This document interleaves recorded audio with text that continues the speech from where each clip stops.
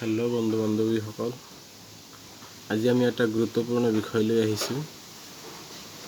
আপোনালোকে ইতিমধ্যে জানেই 15খন জিলাৰ যি আসাম পুলিচৰ এবি আৰু ইউবি পদৰ কাৰণে এডমিট কাৰ্ড এৰিছে আৰু সেই এডমিট কাৰ্ডবোৰ কেনেকৈ ডাউনলোড কৰিব সবিশেষ জানিব পাৰিব আমাৰ এইটো ভিডিঅ'ত।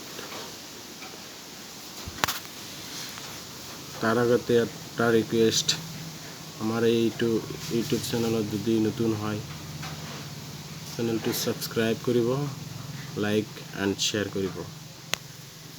চাওক এতিয়া প্ৰথমে আপোনালোকৰ মোবাইলৰ বা কম্পিউটাৰৰ ক্ৰোম ব্ৰাউজাৰটো ওপেন কৰি ল'ব আৰু গুগলত যাই সাৰ্চ কৰিব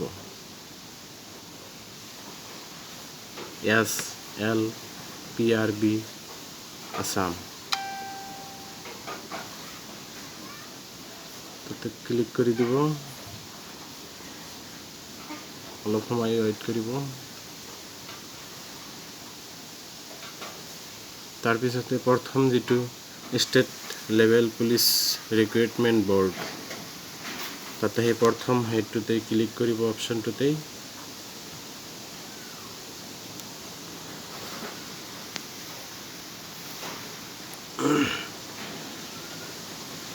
ক্লিক কৰাৰ লগে লগে আৰু এটা পেজ ওপেন হ'ব আৰু হেতুতে দেখা হ'ব প্ৰথমতে download admit card for PST PAT।